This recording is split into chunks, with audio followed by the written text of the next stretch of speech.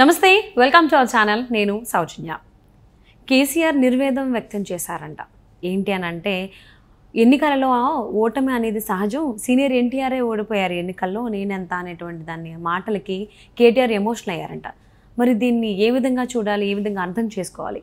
ఈ అంశానికి సంబంధించి మనతో మాట్లాడడానికి, వారి విశ్లేషణని మనతో పంచుకోవడానికి ఈరోజు మనతో పాటు ఉన్నారు సీనియర్ జర్నలిస్ట్ దుర్గా కుమార్ గారు ఉన్నారు. వారితో మాట్లాడదాం. నమస్తే అండి. నమస్కారం మా సౌజన్య, మన వీక్షకులు కూడా. కేటీఆర్ గారు ఎమోషనల్ అయ్యారంట కేసీఆర్ గారు మాట్లాడిన మాటలకి. అంటే ఎన్నికల్లో ఓడిపోవడం అనేది సహజం, మహానాయకుడు సీనియర్ ఎన్టీఆర్ఏ ఓడిపోయారు ఎన్నికల్లో, నేను ఓడిపోవడం ఏమంత అనేటువంటి మాటలకి కేటీఆర్ ఎమోషనల్ అయ్యారంట. సో దీన్ని ఏ విధంగా చూడాలి అంటారు? అంటే ఇప్పుడు కేసీఆర్ గారి ఓటమి అనేది కొంచెం ఎన్టీఆర్ గారి ఓటమి కన్నా కూడా తీవ్రమైన విషయమే. ఎట్లా అంటే ఎన్టీ రామారావు గారు ఒక రాష్ట్రాన్ని సాధించలా, కేసీఆర్ గారు రాష్ట్రాన్ని సాధించిన పితగా ఆయన ఒక నిర్ణయానికి వచ్చారు. నేను ఈ రాష్ట్రాన్ని తెలంగాణని సాధించా కాబట్టి నా జీవితకాలంలో నేను ముఖ్యమంత్రిగా కొనసాగుతాను, ఎట్టి పరిస్థితుల్లోనూ ఇక నాకు ఎదురు లేదు. ఎందుకంటే 2 ఎన్నికల్లో ఆయనకు అనుభవమే తెలిసింది. ఏంటంటే బీజేపీ కానీ కాంగ్రెస్ కానీ దరిదాపుల్లో కూడా రాలేకపోయినాయి. కాబట్టి ఊహించని షాక్ లాగా జరిగిన ఓటమి ఇది. అదే కనుక మామూలు వ్యక్తులకి గెలుపోవటం సహజం, కానీ జాతి పితగా అనుకుని, రాష్ట్ర పితగా అనుకుని తను ఒక 30 ఏళ్ల పాటు ఉంటాననుకున్న టైంలో రెండోసారి ఆయన కొంత నిర్లక్ష్యంగా కూడా వ్యవహరించారు. ఏంటంటే ఇక నాకంటూ సమీప ప్రత్యర్థి ఎవరు లేరు ఇక, కాబట్టి ఓటమి అనేది ఎక్కడుంటుంది, నేను గెలుస్తా అనుకున్నాడు. దాంతో ఇప్పుడు ఏమనుకుంటున్నా అంటే ఆయన ఈ షాక్లో ఇంతకాలం పట్టింది ఆయన కూడా కొంత బయటికి రావటానికి.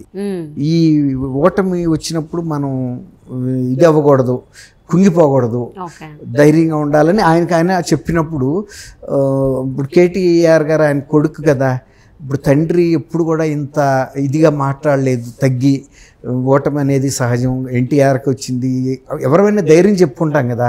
అట్లాగే ఇందిరాగాంధీ కూడా ఓడిపోయింది, ఆయన ఓడిపోయాడు, ఈయన ఓడిపోయాడు, అబ్రహం లింకన్ 17 సార్లు ఓడిపోయాడు. మనం ధైర్యం చెప్పుకుని ముందుకు వెళ్ళటానికి చేసే ప్రయత్నం ఇదంతా తప్పులేదు.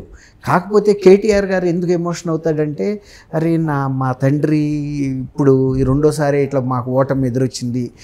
వాళ్ళు కేటీఆర్ గారు కూడా ఒక ధీమాలో ఏమన్నాడంటే, బీఆర్ఎస్ పార్టీ అనేది మా నాన్న ఉన్నంతకాలం తిరుగులేదు, మా నాన్న ఇంకొక 2-3 టర్మ్స్ దాకా ఉంటాడు కాబట్టి ఆ టైంలో నేను ఇంకా పుంజుకుని ఇంకా కూడా పటిష్టపడతాను అనుకున్నారు.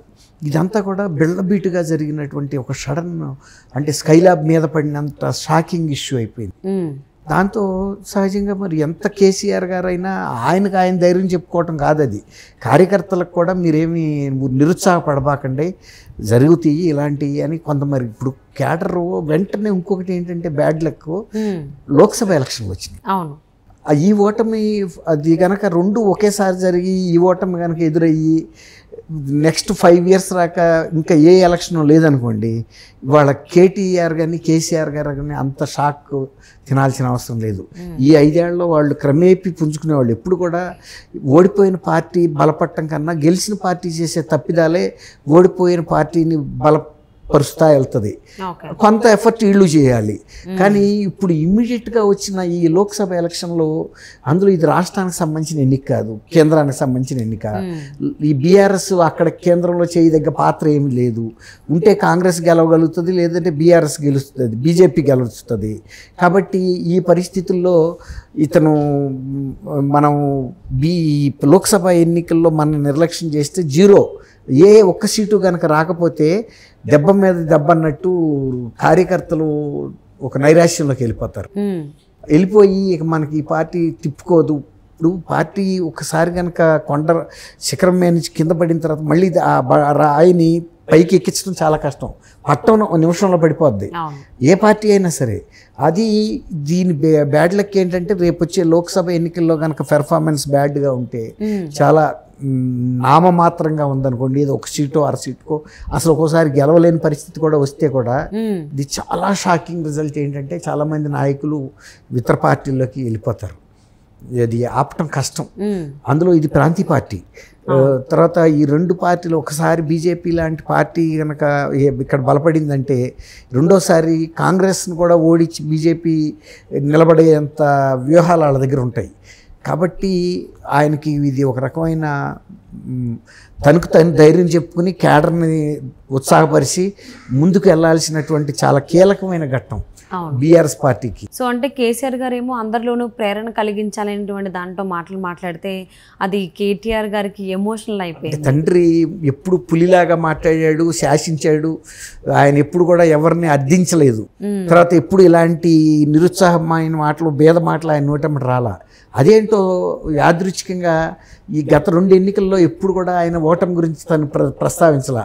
కానీ ఈ ఎన్నికలకు ముందు నల్గొండ జిల్లాలో జరిగిన బహిరంగ సభలో ఆయనకి ఎందుకు అనుమానం వచ్చిందో, మీరు గెలిపిస్తే పరిపాలిస్తా, లేకపోతే ఫామ్ హౌస్కి వెళ్ళిపోతాననే మాట మాట్లాడాడు. అది నిజంగానే ఆయనకి మరి ఒక దైవికంగా ఆయనకి ఏమన్నా అట్లా అనిపించిందా, మరి ఎందుకు అన్నాడో తెలీదు. కేటీఆర్ గారు మీరు అన్నట్టు కొడుకు కాబట్టి తండ్రిని వేరే సిచ్యువేషన్లో చూశాడు. కానీ ఇప్పుడు ఆయన సిచ్యువేషను పైన ఇచ్చే స్థితిలో ఉన్న వ్యక్తి చేయి జాపే స్థితిలోకి వచ్చినప్పుడు ఎవరమైనా మన పాత్ర మారిపోద్ది కదా.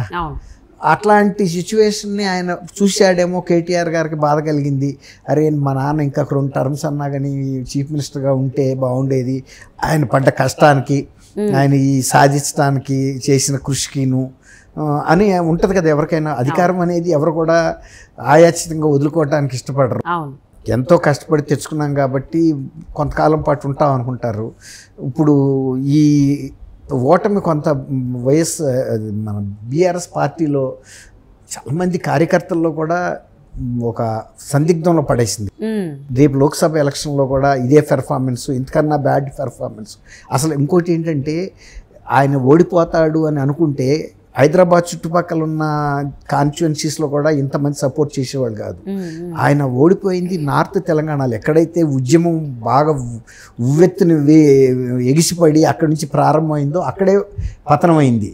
కాబట్టి ఇక్కడ వీళ్ళు ఏమనుకున్నారంటే వీళ్ళకి తెలీదు బీఆర్ఎస్ పార్టీ ఇంత ఘోరమైన పరాజయం వస్తుంది, లేకపోతే ఇక్కడ కూడా అదే పరిస్థితి వచ్చేది. ఇప్పుడు ఇది చూశారు కదా, రేపు లోక్సభ ఎలక్షన్లో అన్నిసార్లు ఇదే పరిస్థితి రావచ్చేమోననేది విశ్లేషకులు కూడా అంచనా. ఎందుకంటే బీఆర్ఎస్ పార్టీకి కేంద్రంలో పెద్ద అన్ని ఇప్పుడు భారతీయ రాష్ట్ర సమితిని పెట్టినా ఎక్కడ పోటీ చేసే పరిస్థితి అయితే ఉంటుందని నేను అనుకోను, ఈ 17 స్థానాల్లో తప్ప. నేను అనుకోవటం నాగపూర్ లేకపోతే మహారాష్ట్రలో కానీ ఎక్కడ కూడా చేయరు. మరి అట్లాంటప్పుడు సహజంగా కొంత అనుమానంగానే ఉంది వాళ్ళు. బీఆర్ఎస్ అధినేత కేసీఆర్ గారి మాటల వల్ల పార్టీ క్యాడర్లో కానీ లేకపోతే కార్యకర్తల్లో అందరిలోనూ అండ్ ఈవెన్ కేటీఆర్లోనూ సో కొంచెం ఆయన ప్రేరణ కలిగించి ధైర్యాన్ని నింపగలిగారు అని చెప్పి అనుకోవచ్చా? అట్లా అంత తొందరగా కార్యకర్తలు మోటివేట్ అవుతారు. ఎందుకంటే సీనియర్ ఎన్టీఆర్ గారితో ఆయన పోల్చుకోవడం జరిగింది, కేసీఆర్ పోల్చుకున్నారు కానీ ధైర్యం చెప్పుకోవటానికి. కానీ ఇప్పుడు ఇమ్మీడియట్గా ఈ ఓట్లు వేయాల్సింది ఎవరమ్మా? ప్రజలు. ఇప్పుడు ప్రేరణ కార్యకర్తలకు వచ్చిన ఓటర్లు ఢిల్లీ లెవెల్లో పార్లమెంట్లో బీఆర్ఎస్ ఎటువంటి పాత్ర నిర్వహించగలుగుతుంది, మనం వీళ్ళకి ఓటేసినందువల్ల ఏం లాభం, మన పార్లమెంట్ మెంబర్కి అధికారం ఉండదు కదా ఆలోచించే అంత రాజకీయ చైతన్యం తెలంగాణలో ఉంది కదా. కాబట్టి సో చూద్దాం. అసలు కేసీఆర్ గారు మాట్లాడిన మాటలతో నిర్వేదం చెందడం వల్ల కేటీఆర్ గారు ఎమోషనల్ అయ్యారు. సో మరి ఆయన నిర్వేదం అనేది పార్టీ క్యాడర్లో ధైర్యాన్ని నింపేటువంటి అవకాశం ఉందా? అసలు ఏం జరుగుతుందని చూద్దాం.